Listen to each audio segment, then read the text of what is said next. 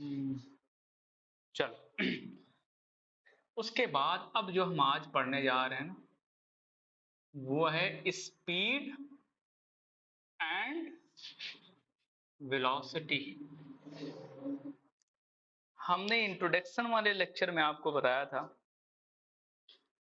कि जब कोई बॉडी मूव करती है ना, जैसे घर से चल के नेहा आप यहाँ तक आई हैं, तो उसमें क्या हुआ, मैंने वहां पे बताया था कि कुछ टाइम भी आपने लिया है, कुछ डिस्टेंस भी आप कवर करके आई हैं, ठीक है।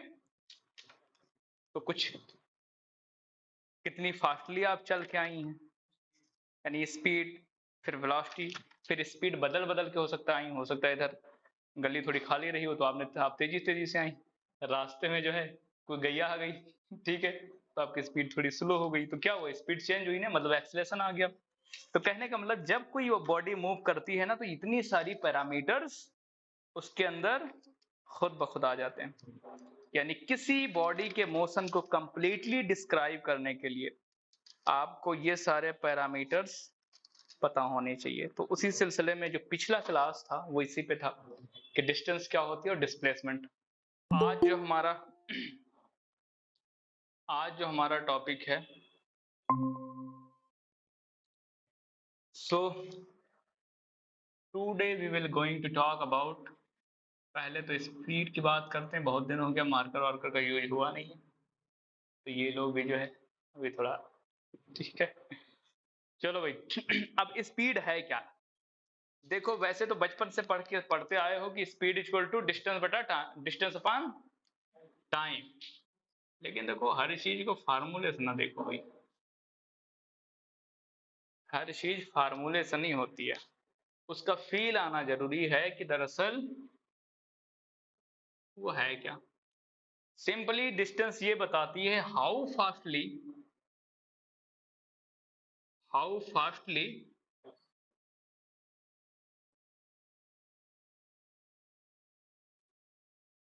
एनी ऑब्जेक्ट इज मूविंग, कोई भी ऑब्जेक्ट कितनी फास्ट चल रही है, सिंपल इसी चीज को स्पीड बताती है आपको। अब वो कितनी फास्ट चल रही है उस चीज को कैलकुलेट कैसे करोगे, तो उसके लिए एक फार्मूला है, डिस्टेंस अपॉन, यानी जो चीज मूव कर रही है ना, उसने कितना डिस्टेंस कवर किया है और कितना टाइम उसने लिया है, दोनों का रेशियो निकाल लो आपको मिल जाएगी। तो पहली चीज क्या है, speed, distance upon time formula बताता क्या है कि कोई भी ऑब्जेक्ट नेचर के अंदर कितनी फास्टली मूव कर रही है, ठीक है। स्केलर क्वांटिटी है, स्केलर क्वांटिटी है। अगर मैं यूनिट की बात करूं तो जरा बताओ भाई अली, यूनिट क्या होती है स्पीड की, मीटर पर सेकंड। क्योंकि यूनिट और डायमेंशन हमेशा फार्मूले के हेल्प से निकाला करो, ठीक है। डिस्टेंस को किस में मेजर करते हैं, मीटर में, तो डिस्टेंस की यूनिट मीटर।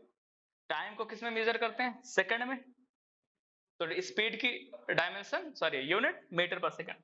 अगर मैं डायमेंशन की बात करूं स्पीड की, अच्छा मैं स्पीड को एस से रिप्रेजेंट कर रहा हूं, तो क्या हो जाएगा, फार्मूला देखो, डिस्टेंस की dimension L upon time, time की डायमेंशन टी, तो भैया स्पीड की डायमेंशन क्या हो गई, एल टी माइनस वन। क्यों सारा समझ आ गई बात, हाँ।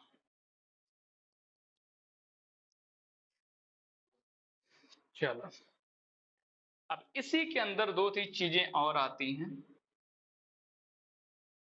एक टर्म आएगा यूनिफॉर्म स्पीड। जैसे ये तो बात हो गई कि how fastly any object is moving, but होता क्या है ना कि मान लो दो तीन फैक्ट हैं, यूनिफॉर्म स्पीड, फिर आता है नॉन यूनिफॉर्म स्पीड, ठीक है, और फिर आता है एवरेज स्पीड, फिर आता है इंस्टेंटेनियस स्पीड, ये सब कुछ स्पीड की ही टाइप्स हैं। कैसे? देखो ये भी तो हो सकता है ना कि आप भाई घर से वहां से जो चल के आए हो, बिल्कुल जैसे मान लो आप बाइक चला रहे हो एक ही स्पीड से, मान लो बिल्कुल हाईवे है, कोई दिक्कत नहीं, आगे से कोई आ जा नहीं रहा, आपने बिल्कुल एक्सीलेटर एक जगह फिक्स कर दिया, एक ही स्पीड से जा रही है आपकी bike.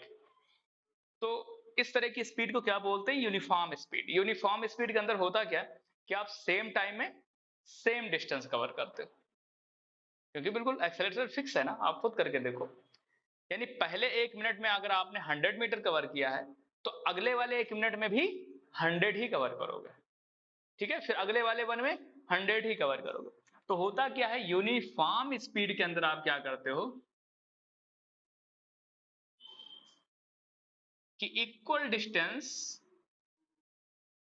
Covered in equal time. क्यों भाई अली, अपने होने का परिचय दो भाई।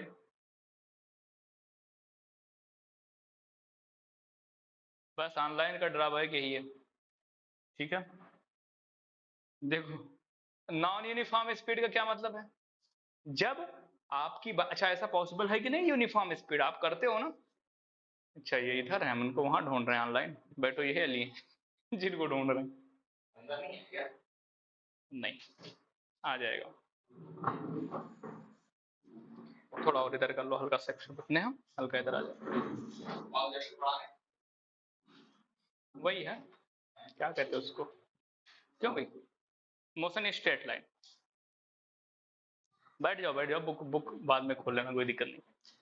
तो यूनिफॉर्म स्पीड कहने का मतलब स्पीड, ये पॉसिबल तो है ना कि आप कहीं पर ऐसा होता है कि आप बिल्कुल अपनी स्पीड बाइक क्या करते हो, बिल्कुल एक्सीलेटर छोड़ दिया, बिल्कुल आराम से पकड़ो जा रही बाइक, तो होता है केस ना। तो वहां भी आप मूव ही कर रहे हो ना, बट वहां इक्वल टाइम में इक्वल डिस्टेंस कवर कर रहे हो, तो उसको क्या कह दिया गया, यूनिफॉर्म स्पीड। अब अगर मान लो तुम स्पीड बाइक ले जा रहे हो, थोड़ी देर में आपको हीरोगिरी सूझ गई, स्टंट उस्टंट करने का मन कर दिया, तो क्या करोगे, स्पीड बढ़ाते हो ना, फिर घटाते हो बढ़ाते हो भाई, आराम से जगह रास्ता खाली है तो आराम से जा रहे हो सेम स्पीड से, बट आगे कोई मिल गया, भीड़ आ गई, तो आपने थोड़ा ब्रेक अप्लाई किया, तो स्पीड क्या हुई, चेंज हो गई, ठीक है? या और ज्यादा सुनसान जगह मिला खाली, तो आपने एक्सेलेरेटर बढ़ा दिया, नहीं स्पीड इंक्रीज कर दी। तो कहने का मतलब ये भी तो पॉसिबिलिटी है कि आप सेम समय में अनइक्वल डिस्टेंस कवर करो, मतलब पहले 1 मिनट में 100 मीटर कवर कर लिया, नेक्स्ट 1 मिनट में आपने 200 कर लिया, या 150 मीटर कर लिया, या उससे कुछ कम कर लिया। तो इस तरह की स्पीड को हम बोलते हैं नॉन यूनिफॉर्म। ये पॉसिबिलिटी तो है ना। चल, तो ये जो कैटेगरी आप पढ़ते हो ना, किसी चीज को जो क्लासिफिकेशन करते हैं कि भाई ये इतने टाइप की हो सकती है, वो पॉसिबिलिटी के बेसिस पर ही क्लासिफाई किया जा सकता है, ठीक है?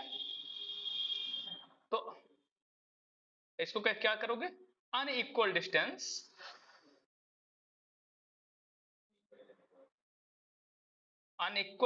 Covered in equal time. अंदर का कहना है बकरीद बाद ज्वाइन करेंगे सर, अभी थोड़ा बोल रहे हैं, तो हो सकता है वेटनसडे वगैरह से ज्वाइन करें, एजाजी वगैरह भी उसी टाइम पे आएंगे। अनइक्वल डिस्टेंस यानी पहले 1 मिनट में 100, दूसरे नेक्स्ट 1 मिनट में हो सकता है 150 120, नेक्स्ट 1 मिनट में कुछ और, तो इसको बोलते हैं नॉन यूनिफॉर्म स्पीड। इसका फिगर बना दे, देखो भाई, t बराबर 1 सेकंड, अरे भाई टाइम लेगा, बात आप लोग समझ गए ना उसका मतलब। चल, एवरेज स्पीड क्या है, एवरेज कब निकालते हैं, वो बात ठीक है, बट एवरेज हम लेते कब है, कोई बताएगा? क्यों भाई सारा, कुछ नहीं।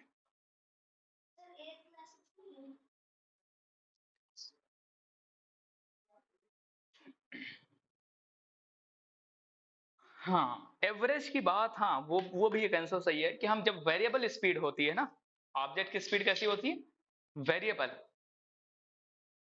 तो हम वहां एवरेज की बात करते हैं। ऐसे समझो, मान लो कि खाली जो है नानी के घर गए, नानी घर जाने में कितना लगा, मान लेते हैं 1 घंटा लगा। अब उस 1 घंटे में जो इनकी ओवरऑल जर्नी थी, भाई कहीं पर ये 40 किलोमीटर पर आवर से चले हैं बाइक, कहीं 45, कहीं 60, कहीं 90, कहीं 65, यानी पूरी ड्यूरिंग होल जर्नी जो इनकी स्पीड थी वो क्या कर रही थी, वेरी कर रही थी ना। तो अब आपसे पूछे कोई इनसे कि भाई इनकी स्पीड क्या थी, तो कोई पर्टिकुलर 45 तो आप नहीं बोल सकते, क्योंकि अगले मिनट उसने 60 भी अचीव की है, अगले मिनट उसकी स्पीड 90 भी थी, तो कोई एक पर्टिकुलर नहीं बता सकते आप ना स्पीड। तो ऐसी ऐसे सिचुएशन में कि जब स्पीड वेरिएबल हो, during whole journey speed change हो रही हो, तो वहां पे हम एवरेज की बात करते हैं। तो एक जवाब तो ये भी आप देख सकते हो कि एवरेज कब कैलकुलेट करते हैं, जब स्पीड कोई चीज वेरिएबल हो, वो स्पीड हो सकती है, वेलोसिटी हो सकती है, एक्सेलरेशन हो सकता है, कुछ भी हो सकता है। तो अगर कोई चीज वेरी कर रही हो टाइम के साथ ना, वेरिएबल है, तो वहां पे एवरेज निकालते हैं, पहला जवाब। दूसरा ये भी हो सकता है, एवरेज स्पीड में हम जब हम लार्ज टाइम इंटरवल के बीच कोई चीज कैलकुलेट करते हैं, क्या कब एवरेज स्पीड कैलकुलेट करते हैं, वेरिएबल, जब हमारी स्पीड क्या हो, वेरिएबल स्पीड। दूसरा पॉइंट ये भाई, इसको बड़ा दुख है इस मार्कर को, कहाँ ब्लैक रख दिया मैंने।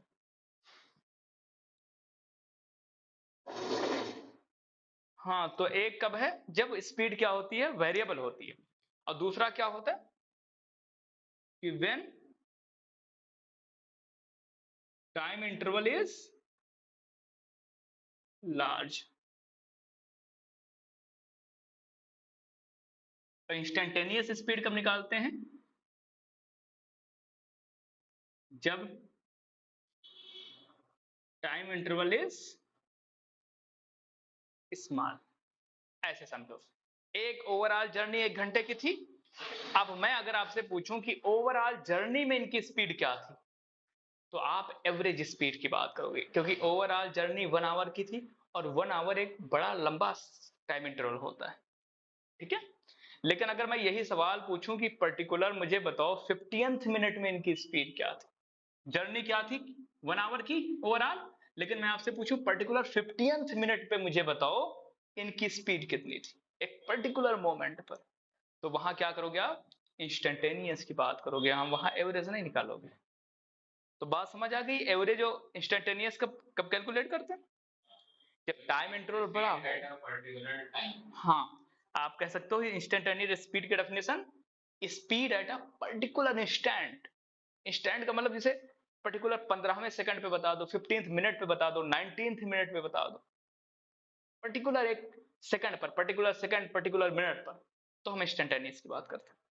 एवरेज का बात करते हैं जब एक इंटरवल दिया जाता है, जैसे कह दिया जाए 15वें मिनट से लेकर 20वें मिनट तक, इस ड्यूरेशन में स्पीड क्या थी, तो यहाँ एक टाइम इंटरवल है, यहाँ पे एवरेज की बात की जाएगी। आपसे कहा जाए 40th मिनट टू 60 मिनट के बीच में स्पीड क्या थी, तो समझ आई कि एवरेज की बात कब करते हैं, इंस्टेंटेनियस की बात करते हैं। तो ये था इंस्टेंटेनियस। तो आप इसके बारे में लिख सकते हो इंस्टेंटेनियस स्पीड, कि speed at any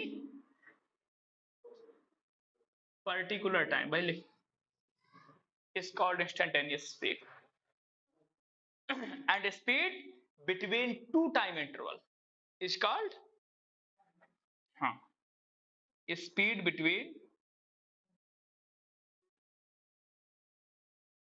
two time interval is called average speed। चलो भाई, इसको लिख डालो।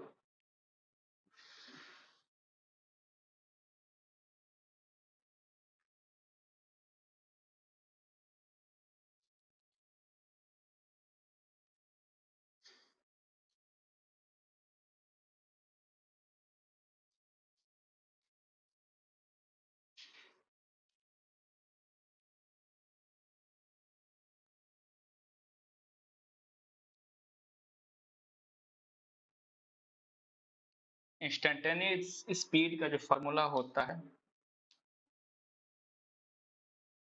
v equal to D S upon D T. अच्छा, डी क्या है ये मैं बताऊंगा।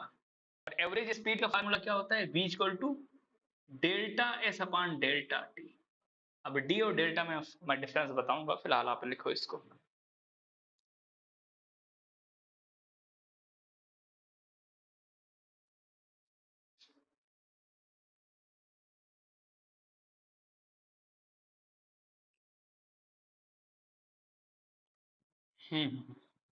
ओके ओके, समझ गया।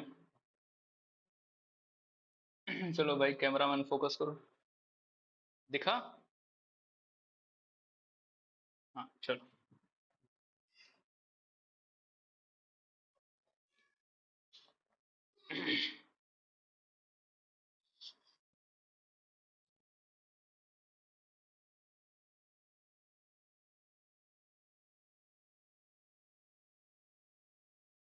क्यों भाई हीरो?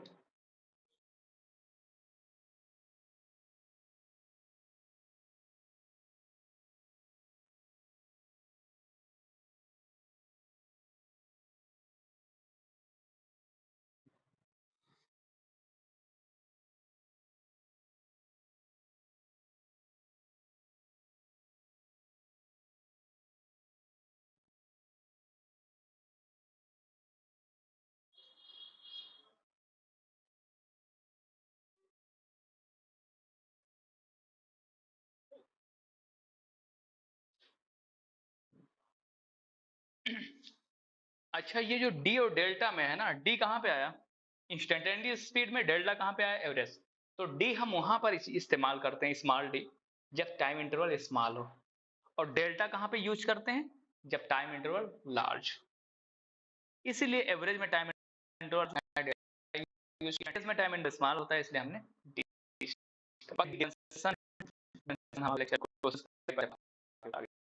तो उसके लिए एक लेक्चर तो ले रहा है। यहाँ बात हुई। अब ये तो था थोड़ा कहानी किस्सा, और तो मतलब चीजों को समझाना। अब इसमें कुछ उस कॉन्ट आप देख लो कि जिससे अच्छे कुछ चीजें बनते हैं, मेडिकल का या जेई मेन वगैरह के बाद। एडवांस की तो नहीं कहूँगा, जेई मेन वगैरह में जरूरी इसके। नेक्स्ट वो कॉन्सेप्ट ये है,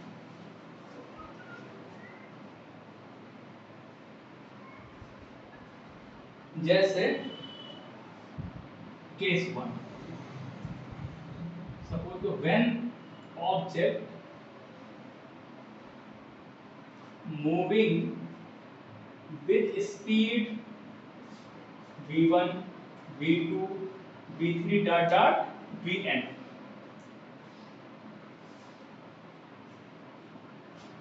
in time t1 comma t2 comma t3 dot dot tn, then average speed is। क्या मतलब? अगर मान लो कोई ऑब्जेक्ट जैसे आप चल रहे हो, अब ये v1 v2 v3 क्या ये स्पीड है, t1 t2 t3 क्या है, यानी v1 t1 समय पर t1 टाइम पर आपकी स्पीड v1 थी, t2 पर v2 थी। इसको ऐसे डेली लाइफ में समझो। मान लो पहले 1 मिनट में स्पीड हमारी क्या, फर्स्ट मिनट में स्पीड क्या थी, 40 kilometre per hour. Next third minute पे स्पीड कितनी थी, 90 किलोमीटर पर आवर। ठीक है, अगले 10th मिनट में कितनी थी, 120 किलोमीटर पर आवर।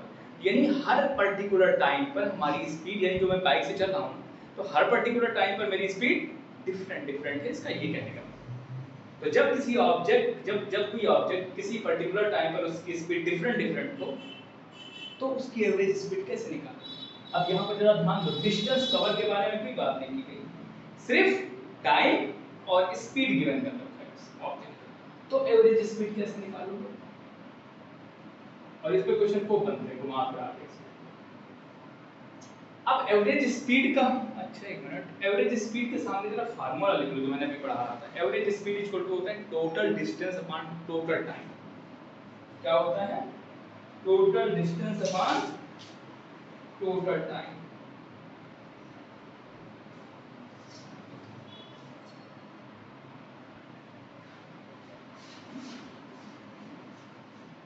ठीक है, तो भैया एवरेज स्पीड कैसे निकालोगे? फार्मूला वही होता है, क्या, total distance upon total time. ये पॉइंट ध्यान रखो, आज कंपटीशन के पॉइंट ऑफ व्यू से टोटल डिस्टेंस। अब जाहिर सी बात है, देखो t1 टाइम पर उसकी स्पीड v1 थी, तो कुछ डिस्टेंस भी तो कवर किया होगा। हवा में तो चले, हवा में भी चलेगा तो डिस्टेंस ही कवर करेगा। तो मान लेते हैं जब उसकी स्पीड t1 टाइम पर v1 थी, तो उसमें उसने डिस्टेंस कितना कवर किया, s नाम दे देते हैं डिस्टेंस को, और d भी दे सकते हो, s से भी रिप्रेजेंट करते हो, मैं s1 से। और v1 जब टाइम t2 था और स्पीड v2 था, तो डिस्टेंस h2 कवर किया। तो क्या करोगे, ऐसे टोटल डिस्टेंस कैसे निकालोगे? सारे डिस्टेंस को यानी t1 टाइम और v1 स्पीड में जो डिस्टेंस चला उसको ये s1, इसी तरह t2 टाइम और v2 स्पीड से जो डिस्टेंस कवर किया s2। तो टोटल डिस्टेंस कैसे निकालोगे? सारे डिस्टेंस को ऐड कर दो, dot dot sn upon total time. तो टोटल टाइम क्या लेगा? वो तो दे रखा है यहाँ t1 t2, t1 plus t2। क्यों सारा समझ आ रही बात?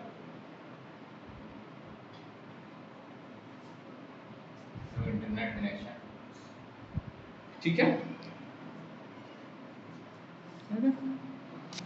ये सब क्या हो रहा है?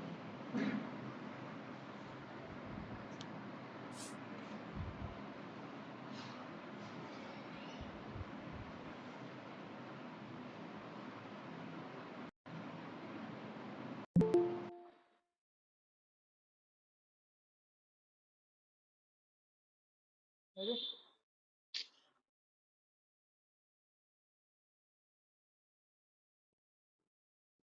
ये सब कैसे होने लगा? हाँ, तो total distance upon total time, ठीक है, ऐसे निकालो, ठीक है, ऐसे आप निकालोगे।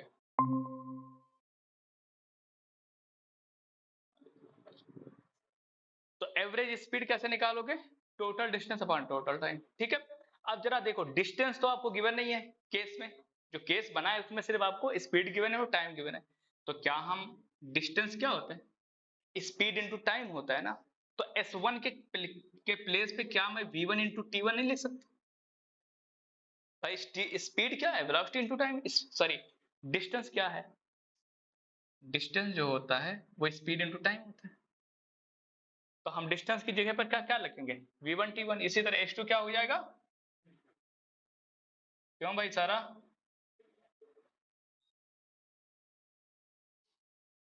और अपान T1 plus T2 plus T3 plus dot dot dot Tn।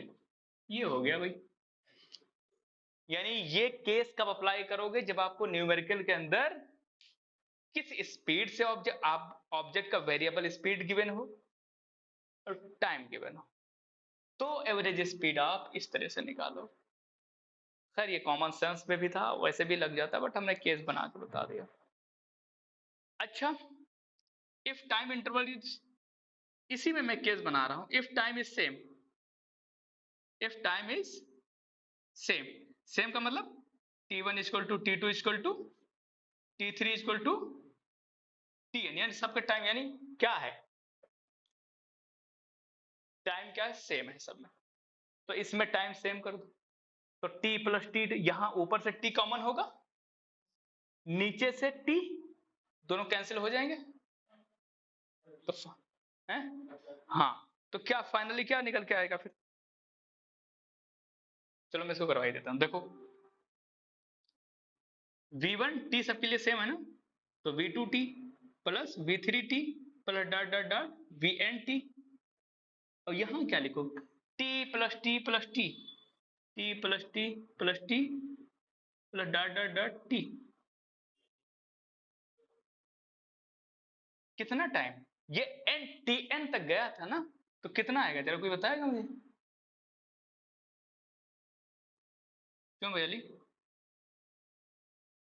T common ले लें तो अंदर क्या बचेगा? v1 plus v2 plus v3 dot dot dot vn, और नीचे क्या एन टी नहीं हो जाएगा? n times T. भाई टी प्लस टी कहां तक? n टाइम्स टी है ना, तो n बार ऐड करोगे उसको ना, तो ये एन टी होगा ना एक तरीके। तो टी से टी कैंसिल, यानी सिंपल क्या बचा? एवरेज स्पीड क्या आ गई? v1 plus v2 plus v3 dot dot vn upon n। कहने का मतलब कंफ्यूज नहीं करूंगा मैंने एक्सप्लेन कर दिया। बट अगर टाइम सेम होगा तो सिंपल टाइम का फैक्टर कट गया, सिंपल क्या करो, जितनी स्पीड है सबको ऐड करके उतने से डिवाइड कर दो, खत्म। तो ये कोई फार्मूला बनाने की जरूरत नहीं है, आपका मेन यहीं पर है। वो तो आप भी देखोगे, जब आप टाइम सेम हो जाएगा, सेम रखिएगा, कट पिट के खुद ही आ जाएगा, इसको याद करने की क्या जरूरत है। तो मेनली आप ये ध्यान रखो कि अगर कोई ऑब्जेक्ट मूव कर रहा है, उसकी डिफरेंट टाइम पर डिफरेंट स्पीड गिवन है, और आपसे एवरेज स्पीड पूछ ले, तो बस नीचे वाला भूल जाओ। चलो इसमें ऊपर वाला लिख लो, फिर मैं आगे बढ़ूँ।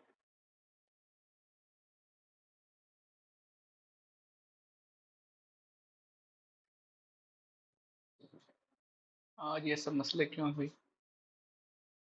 स्क्रीन ब्लर आ रही है।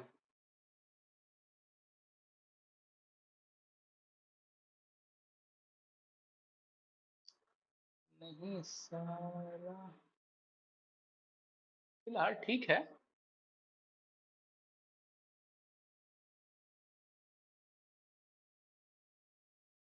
हम्म, थोड़ा मार्कर है, थोड़ा काफी दिन हो गए, मार्कर मैं आज बदलूंगा। थोड़ी इनकी वजह से हो रही है, कल से ठीक हो जाएगी।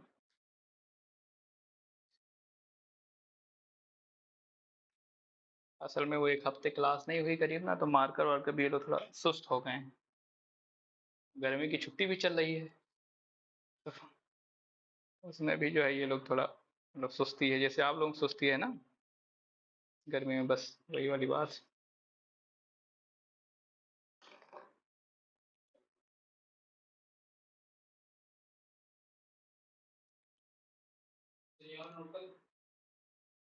नीचे वाला रहने दो, उसका कोई मतलब नहीं, वो तो टाइम सेम होगा, खुद ही क्वेश्चन में सेम होगा, सेम रख दीजिए।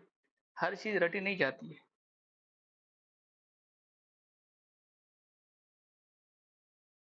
नेक्स्ट केस क्या है, रफ कर दें?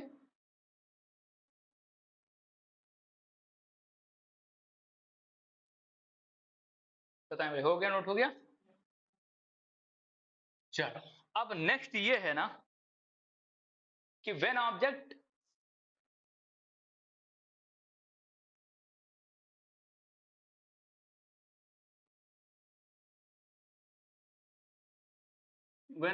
covered a distance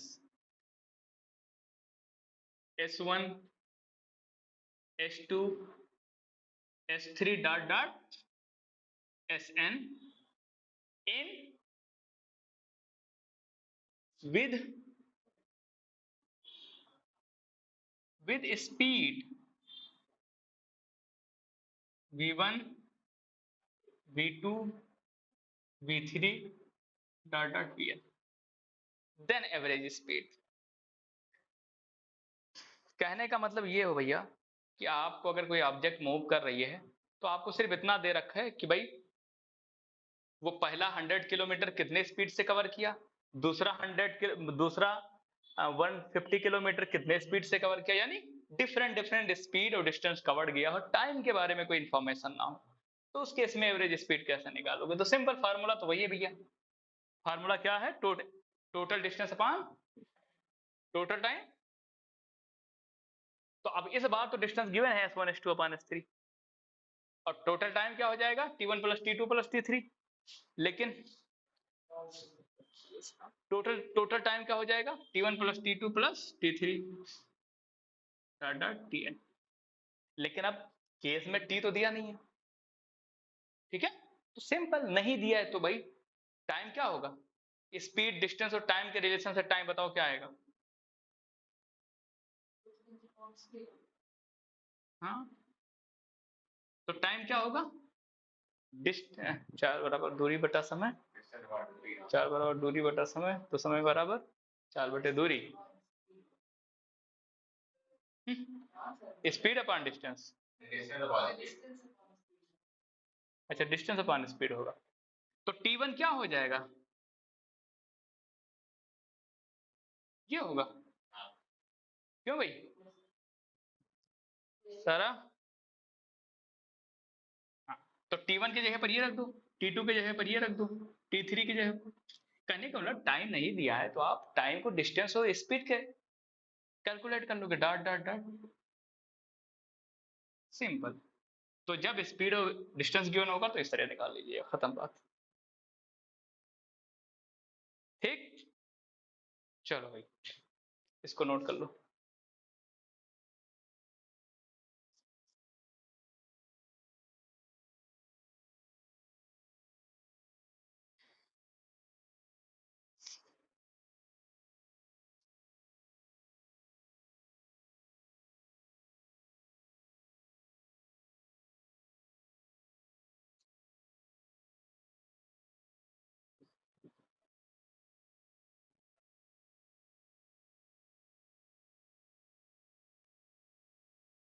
कल भी क्लास हम लेके, ठीक है,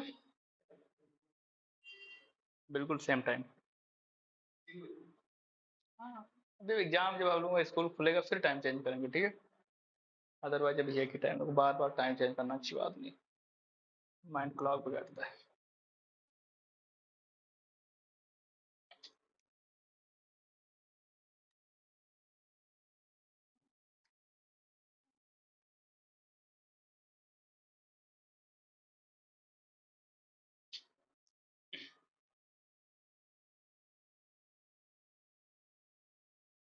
ऑलरेडी मेहनत स्टार्ट करो, मैथ की बुक तो आ गई है ना, स्टार्ट करो सब। हो गया ना?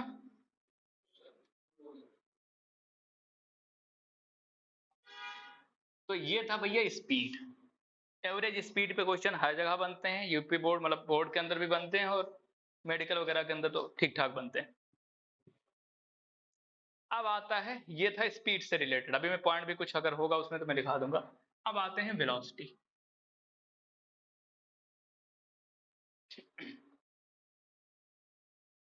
जैसे मैं दो स्टेटमेंट दे रहा हूं कि सारा is moving with 10 kilometre per hour, and next statement ये है कि सारा is moving with 10 kilometre per hour in north. North कह लो, अप कह लो, राइट कह लो, कुछ भी कहा जा सकता है कि 10 किलोमीटर इन नॉर्थ या 10 किलोमीटर इन अप। ये क्या मतलब हुआ 10 किलोमीटर इन अप? मतलब अपवर्ड डायरेक्शन कह सकते हो ना, या 10 किलोमीटर इन राइट डायरेक्शन, इस तरह से तो कुछ भी हो सकता है। दोनों स्टेटमेंट में क्या फर्क है? वो ठीक बात है, और क्या फर्क है वो तो बाद की बात आएगी कि हम क्लासिफाई करें। पहले स्टेटमेंट में सिर्फ एक मतलब मैग्नीट्यूड कह लो ना, पहले पहले स्टेटमेंट में सिर्फ इतना बता दिया कि भाई इतने, वही स्पीड, डिस्टेंस अपॉन टाइम, इतने स्पीड से जा रहा है। दूसरे में आपको डायरेक्शन भी मेंशन कर दिया गया। तो ये पहला जो स्टेटमेंट है ना, इसको बोलते हैं स्पीड। जो दूसरा स्टेटमेंट है वो वेलोसिटी को रिप्रेजेंट करता है। तो क्या फर्क रह गया स्पीड और वेलोसिटी में? सिर्फ भाई मैग्नीट्यूड जरा देखो दोनों का सेम है कि नहीं, यूनिट दोनों के सेम है, सिर्फ इसके पास डायरेक्शन नहीं है, इसके पास डायरेक्शन है। क्या मतलब कि स्पीड और वेलोसिटी के अंदर क्या फर्क है?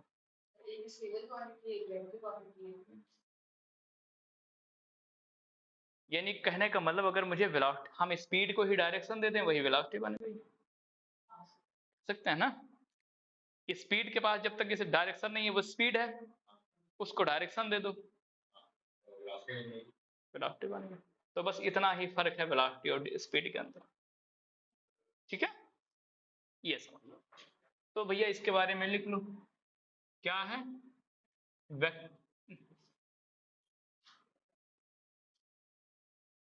वेलोसिटी को वैसे डिफाइन अगर करें तो रेट ऑफ चेंज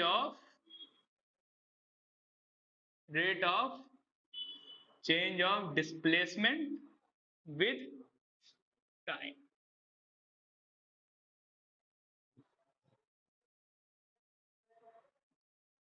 अच्छा ध्यान रखो, स्पीड क्या होती थी? स्पीड होती थी डिस्टेंस अपॉन टाइम, स्पीड होता था डिस्टेंस अपॉन टाइम, और वेलोसिटी क्या होती है? डिस्प्लेसमेंट अपॉन टाइम, ठीक है। वेक्टर क्वांटिटी है क्योंकि डायरेक्शन है भैया।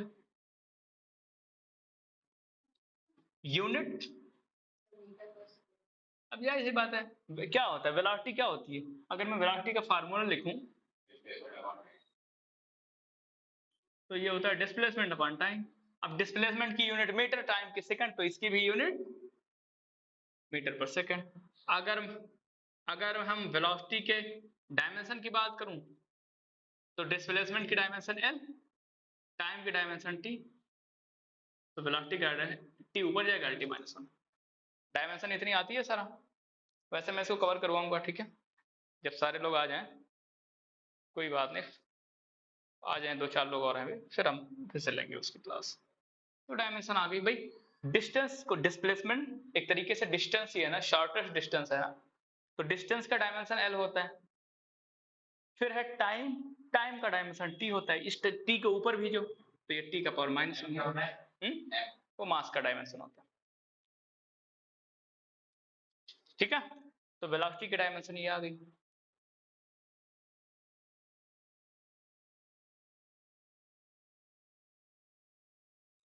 चलो भाई, इतना हो गया। अब उसी चीज में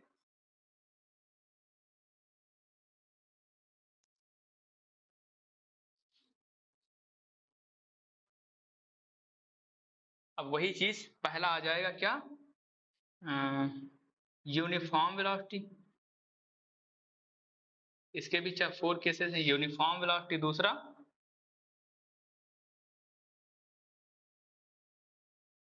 नॉन यूनिफॉर्म वेलोसिटी तीसरा,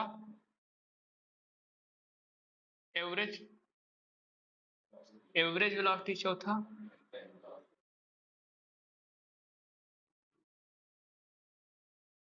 इंस्टेंटेनियस वेलोसिटी।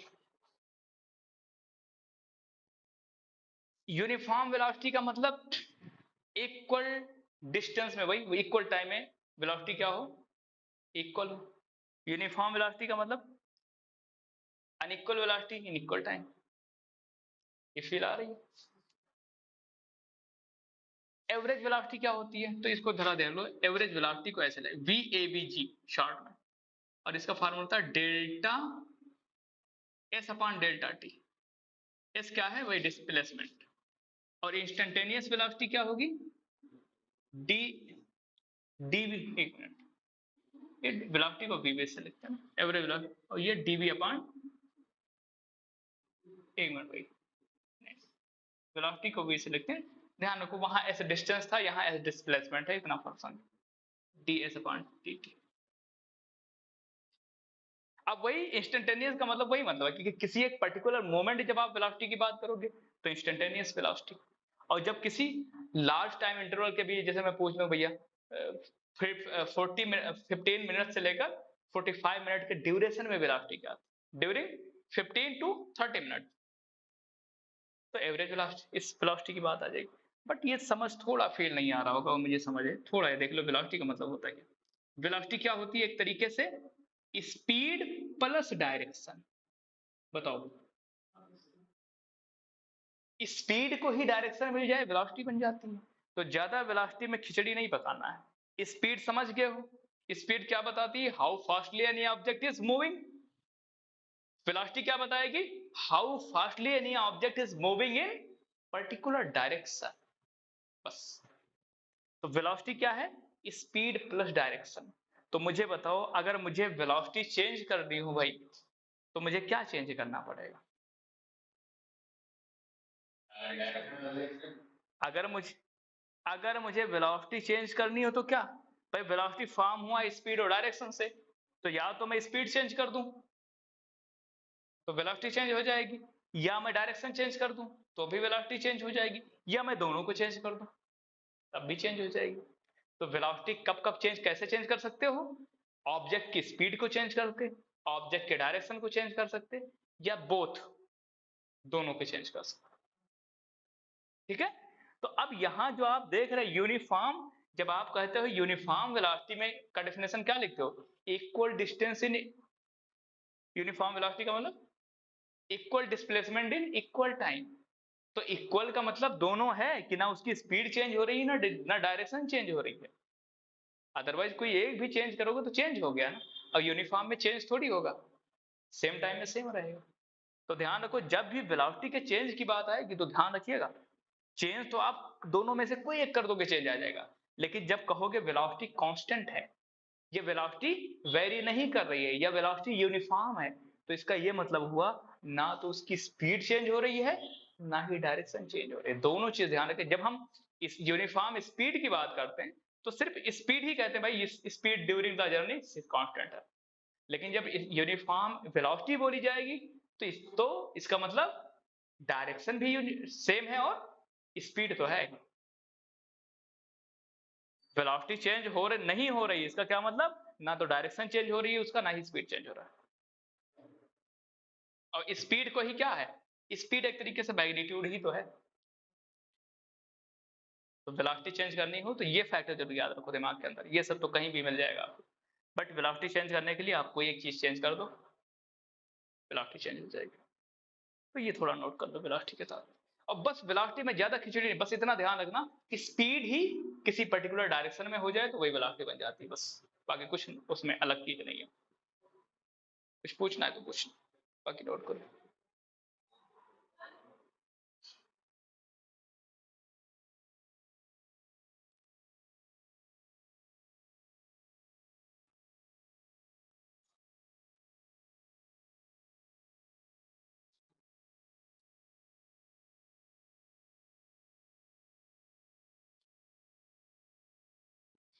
हाँ, यूनिफॉर्म वेलोसिटी कब बोलोगे,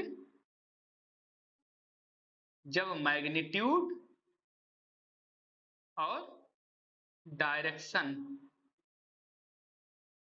रिमेन्स सेम।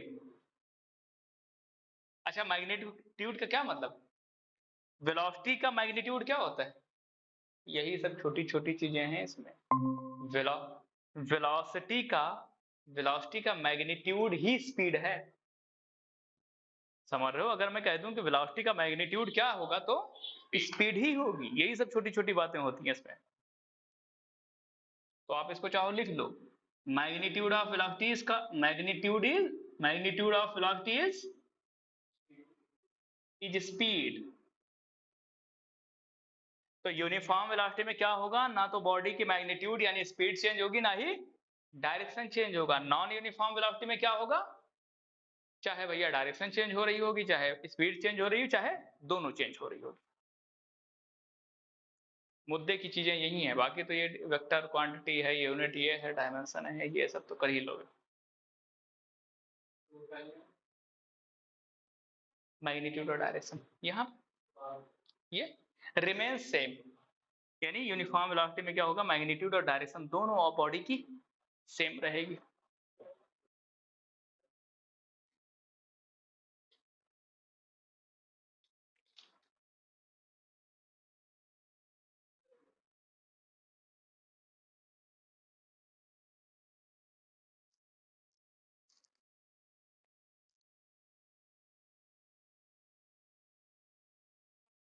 ठीक, सारा हो गया।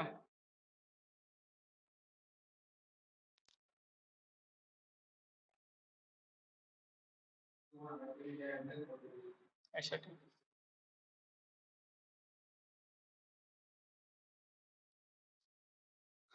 अब जाहिर सी बात है वेलोसिटी वेक्टर क्वांटिटी है तो डायरेक्शन है इसके पास, तो अब डायरेक्शन यहाँ, तो अब डायरेक्शन जैसे, तो अब आपको बताना पड़ेगा एवरेज वेलोसिटी की डायरेक्शन किधर होगी। तो ध्यान रखो यही सब चीजें, डायरेक्शन ऑफ एवरेज वेलोसिटी किधर होगी, direction of average velocity is along displacement.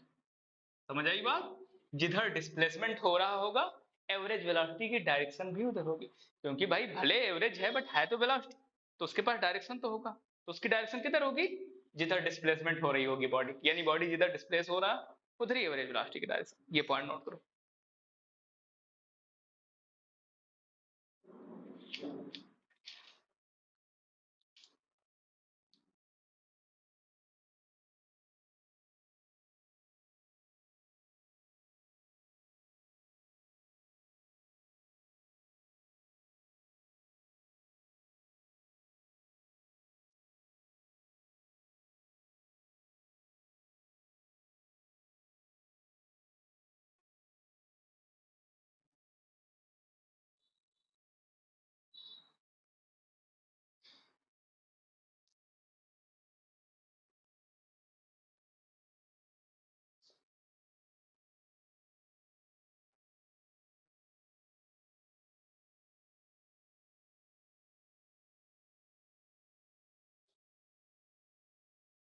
Average speed क्या होगी, इक्वल भी हो सकती है और ग्रेटर भी हो सकती है, किससे, मॉड ऑफ एवरेज वेलोसिटी।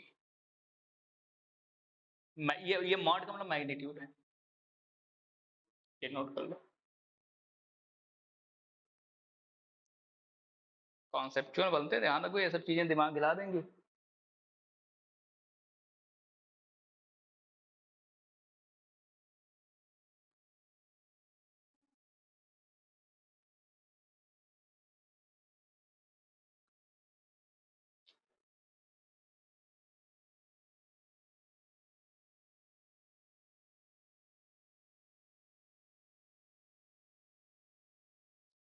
ठीक है, next point,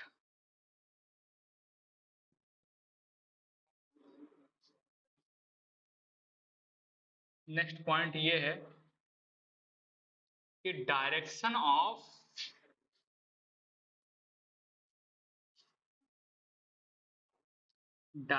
of instantaneous velocity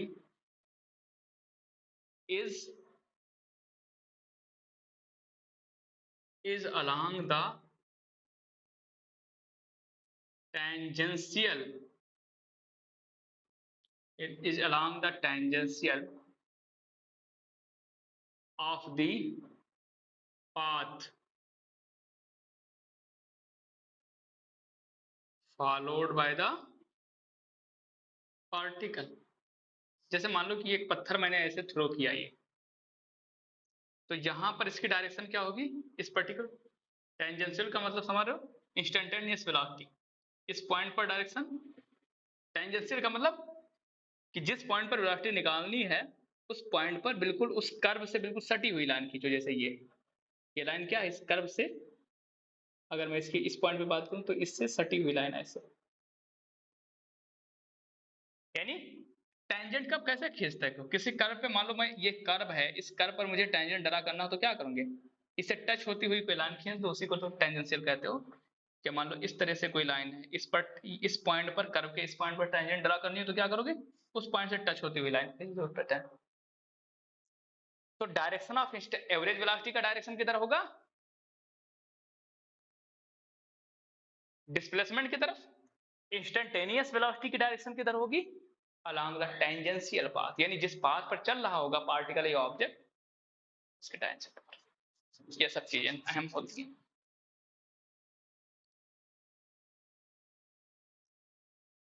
note करो।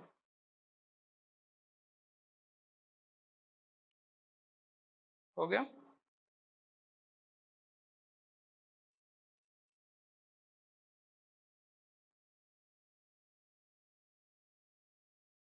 अगला पॉइंट कि magnitude of instantaneous velocity is always equal to the instantaneous speed। यानी अगर पार्टिकल किसी कर्व पर मूव कर, किसी कर्व पाथ पर मूव कर रहा है तो उसके किसी भी पॉइंट पर जो इंस्टेंटेनियस वेलोसिटी होगी वो इंस्टेंटेनियस स्पीड के इक्वल ही होगी, यानी दोनों एक ही चीज होंगी।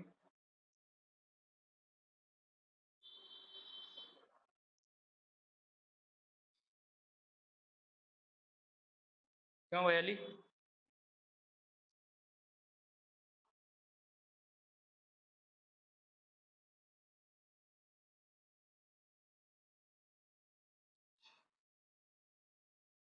सारा समझ आ रही है।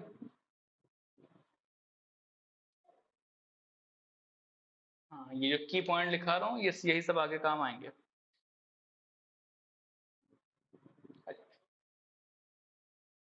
तो आप लोग डॉक्टर बनेंगे तो वहां यही सब पूछा जाएगा।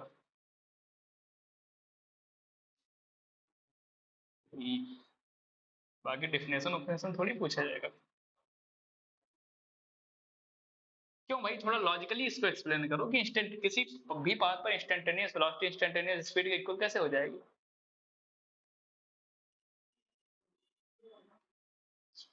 क्योंकि इंस्टेंटेनियस स्पीड या इंस्टेंटेनियस कहाँ पे बात करते हैं, किसी एक पर्टिकुलर टाइम पे ना, यानी हम कहते हैं 40th सेकंड पे बताओ, पर्टिकुलर 3rd सेकंड या 4th सेकंड, तो उस एक पर्टिकुलर सेकंड पर कौन सी डायरेक्शन, उस एक पर्टिकुलर डायरेक्शन में तो बस एक ही जगह है कहीं है, तो उसमें तुम डायरेक्शन का पता चलता है। जब कोई थोड़ा कुछ टाइम पीरियड तक कोई ऑब्जेक्ट मूव करती रहे तो मुझे पता चलता है यार वो उत्तर जा रही है, पूरब जा रहा है, पश्चिम जा रहा है। आप पर्टिकुलर कोई ऑब्जेक्ट मूव कर रहा है, पर्टिकुलरली आपने थर्ड सेकंड पे आपने पूछ लिया कि गया, पर्टिकुलरली किसी सेकंड पे कह दिया तो वहां तो कोई डायरेक्शन समझ ही नहीं पाओगे कहाँ पे क्या है। तो जब डायरेक्शन अगर हट गया तो वेलोसिटी के पास बचा क्या? बचा तो स्पीड ही, तो इसलिए हो गए दोनों एक ही। तो इसीलिए कहा जाता है किसी एक पर्टिकुलर अगर कोई पार्टिकल मूव कर रहा है तो उसकी जो इंस्टेंटेनियस स्पीड होती है और इंस्टेंटेनियस वेलोसिटी दोनों सेम होती है। हाँ, एवरेज सेम नहीं होता, एवरेज वेलोसिटी और एवरेज जो स्पीड होगी वो डिफरेंट होगी, बट इंस्टेंटेनियस दोनों के साथ। अब एक इंपॉर्टेंट पॉइंट इसमें और आता है ना, a particle has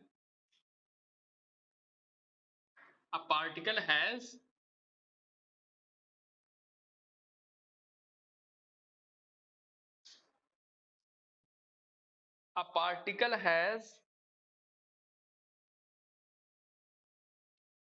have constant speed but variable velocity। Ali इसको एक्सप्लेन करो।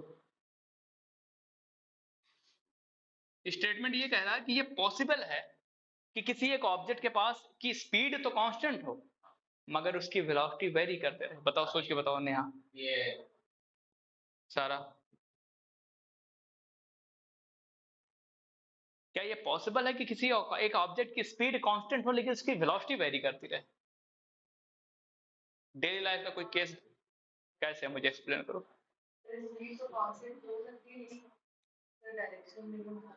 नहीं, इसको कोई डेली लाइफ का एग्जांपल दो फिर जल्दी हो सारा क्या होगा। क्यों हो रहा है ये चीज भाई? ऐसा तो नहीं होना चाहिए सब कुछ तुम्हारे पास। हम्म,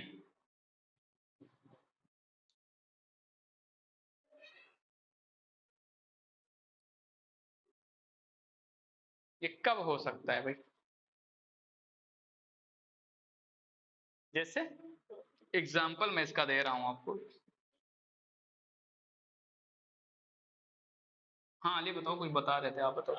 जैसे ये किसी पत्थर को किसी कोई बात में घुमाए तो उसकी स्पीड कांस्टेंट रहेगी, वेलोसिटी चेंज होती रहेगी क्योंकि ये वो डिस्टेंस तो सेम रहेगा।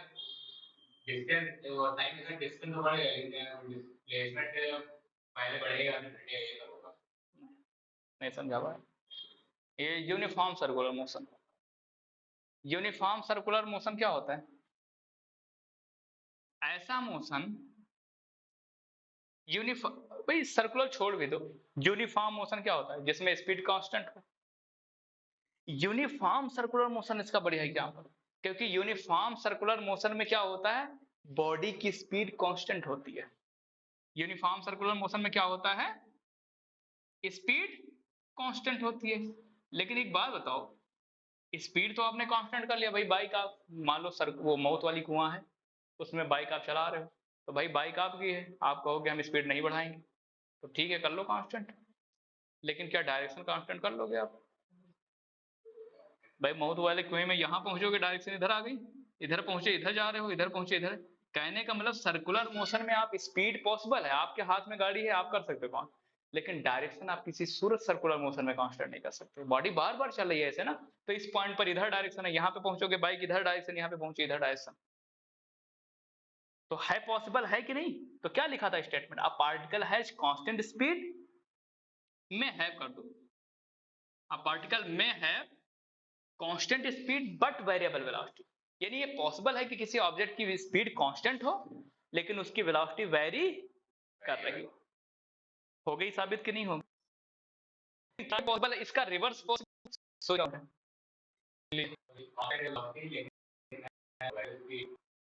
हाँ लॉजिक लगा सब का खेल, ये सब पैटर्न। इसका होमवर्क रिवर्स, इसका होमवर्क है कि आप रिवर्स पे सोचोगे कल जवाब दोगे। क्या इसका रिवर्स पॉसिबल है?